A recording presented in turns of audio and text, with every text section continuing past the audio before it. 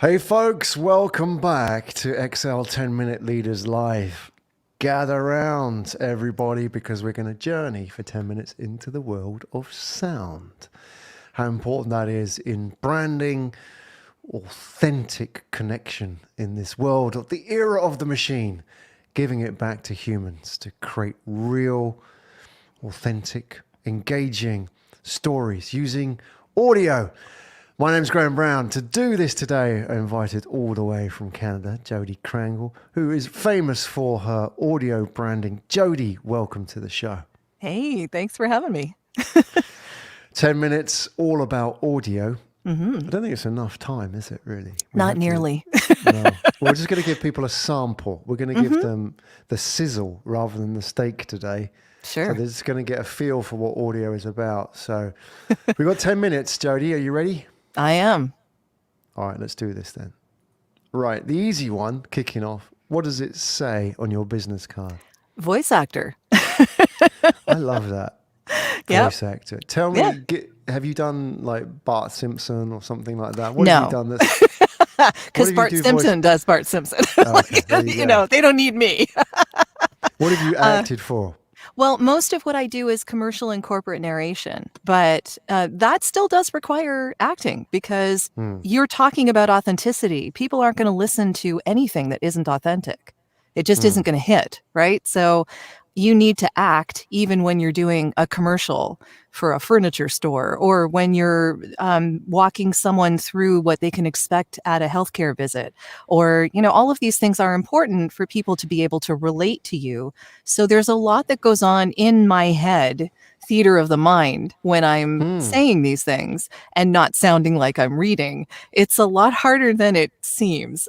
Well, you've got you can tell. I mean, if you listen in, you dial into Jodi's voice, you can hear the emotion and the expression.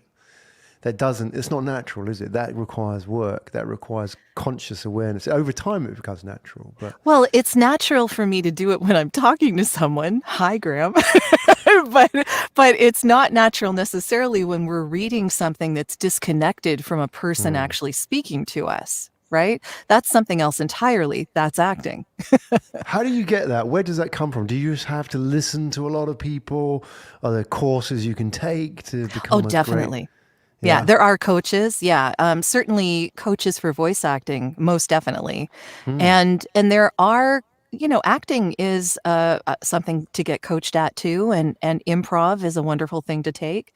But a lot of it is theater of the mind. A lot of it is imagining in your head that you're actually having a conversation. And if you can do that, that's acting.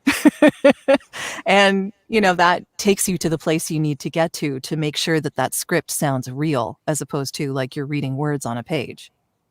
So of all the genres that you've performed in, from corporate narratives to horror, true crime, Doctor Who fan remakes. What are you really good at? What is the one that your voice really comes to the fore on? I do a lot of corporate anthems. So those are this is who we are and we're proud videos that you see on people's websites. I do a lot of those and I love every one of them because they're all different. So it just depends on what the company is. And I've done stuff like that for Dell, Bose, BBVA, all sorts of others. And I love it. It's just so much fun because you are the voice. Yeah, how do you get that you're right? the voice of the company. And that's, I don't know if there's a specific voice for it. I think it's just a mix of warmth, authoritative, professional, knowing that you're confident in what you're doing and you are representing the company. And that's kind of why I got into this whole audio branding thing in the first place. I'm lending my voice to a small piece of that company's audio brand. And I wanted to know what that was about. You do it very well. Thank you. I want to put it to the test. I want you to read out the next question as a corporate anthem. I don't know how that works. There's no difference really, but okay. No, there is a difference. I want you to... No, I don't want you to burst the bubble on this. Okay. I want you to give it your most professional voice. No laughing, no giggling on this one. Ready? Okay, no giggles. What is your superpower? Oh, I like that. It's My very nice. superpower. Oh my goodness. That's a Yeah, good answer question. you ask yourself this question. But I I even will got the ask feeling of it myself. from from that question. Just the way you control. It's the real control of the voice. Definitely, that is the control of the voice. But what I really think my superpower is that I'm both right and left brained. Mm. So I think that that's I'm what you would call an INFJ. That's the whole Myers-Briggs thing. So I have a logical side to me, but also a creative side, which means that I can work in a creative business and still treat it like a business. Mm. And that really these days is a superpower because you wear a lot of hats. I'm sure you know this. You have to know all of the inner workings of your business, make sure that you are making a profit while doing what you want to do creatively and Mm. making sure you have a roof over your head and making sure the invoices go out. And I do my own audio editing. All sorts of things, marketing and podcast ideas and things like this. These are all part of my day to day, so we wear a lot of hats, and Mm. being able to comfortably do that is kind of a superpower, and I'm Yeah, it glad I is. have it. Yeah, absolutely. Not being the struggling artist that is No, glamorized by being the creative, right? I don't think that should be a thing. I'm like No. super passionate about that not being a thing, Graham. Like Yeah. it's just That's it's a it's a stupid myth. thing. It's Yes. a stupid thing. Let's stamp that out right now. Yes. Yeah. Well, when people talk about voice over actors or Mhm. voice acting, what do people normally get wrong about that? Because do people sort of, the idiots like me go, "Oh, Bart Simpson," what I do get that a related lot. to, you do? I I'm do. sorry. It It's must okay. just be. I apologize because I'm That's not the first okay. person to crack that joke. But at the dinner table, dinner party conversations, what do Oh, people do a normally get wrong? voice. Ah, yeah. Do That's Morgan not. Freeman. Can Yeah, you do right, Morgan Freeman? right. Yeah, no. Can you not? Why not? You're a voice actor. Yeah, I actually do know several people who can mimic his voice and get really Yeah. close, actually. But no, a lot of the things that people get wrong is that this isn't acting, that it's just talking into a microphone. Mm, And that's definitely a myth because in order to make okay, read a script. I mean, take someone off the street and have them read a script in front of a microphone with a pair of headphones on their head and see what happens. mm. Because it's not going to be It's, pretty. no.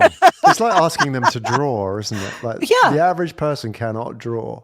So how You they, know, they think they can. yeah, But again, it's a craft. It's an art that has to, a skill exactly. that has to be honed, right? That's where the coaching comes in. And that's why voice Mm. actors do get coaching.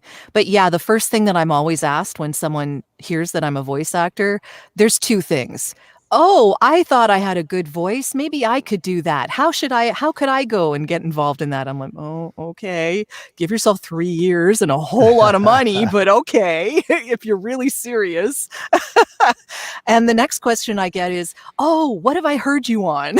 Uh, Morgan Freeman. Yeah, right, right. Well, like most of what I do is not very glamorous. I'm Right. not an animation video games person. I don't do audiobooks. A lot of the stuff that I do is for internal company Mm, presentations. mm. So no one's hearing that. The people at the company are hearing it and are grateful that they have a decent voice that they can listen to instead of like text to speech.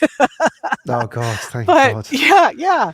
But a lot of the stuff that I do isn't like glamorous, right? No, So but it's where the money is, right? And where the biggest need is, I feel, in it, corporates as it's well. So yeah, it's same where with the biggest podcasting. need.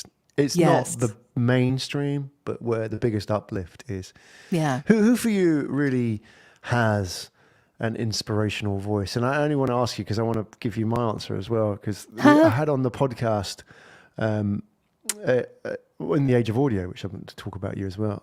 I'll talk about later on to Hmm. you the project of capturing the power of audio. And one podcaster I know interviewed David Attenborough. Oh, I yes. love his voice because Yes. like when he talks, I can hear it now. He hasn't had formal training as far as I know, but he's got Hmm. such a beautiful voice. And for me, that's like, I wish I could speak with that kind of, I don't know what it is. I don't know what it comes from the heart or what. What about for you? Who are your idols in that space who have fantastic voices? Oh, wow. There's a lot. I mean, in the podcasting space, and I think I mentioned this to you when we were speaking before, David Tennant has a fantastic voice. I love his voice because it's so You're such a interesting. fangirl I of David. am. I am totally a fangirl. I am. I agree. Yes. But he has an interesting voice. I He mean, it's does. nice to listen to, but there's texture there, there's interest, there's like pitches that he does. Like he kind of goes up to pitches that you wouldn't expect every once in a while, and it's an interesting voice. And I think I like interesting voices. Where does Um that come from, though?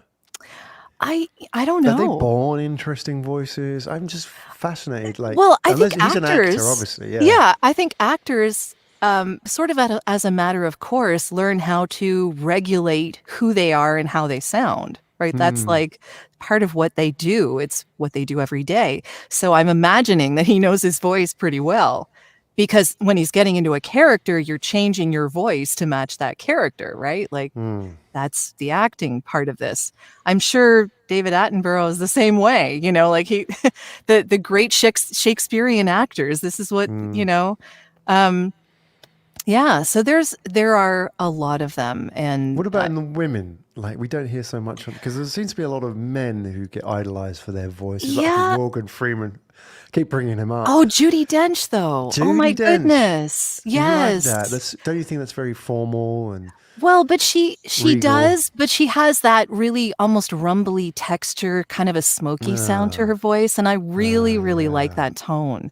So, and again, another actor, so she knows her stuff. She knows how to regulate her voice and make it emotional or not emotional as needed, right? So there's, there are a lot of really lovely voices out there, and I really think as far as voiceover is concerned that there is a place for every voice out there. Even I know there's a woman who's a friend, actually. Her name is Lisa Biggs. It's Biggs. And she has a voice that sounds very much like she's 12. And it will always sound that way. And But she's she's like not in her 12. 30s. Oh, wow. Yeah. So, but she has a beautiful voice. It sounds childlike, but she uses it to her advantage. So she does promos for children's networks, and she does toys and animation and stuff like that. So you work to your strengths, right?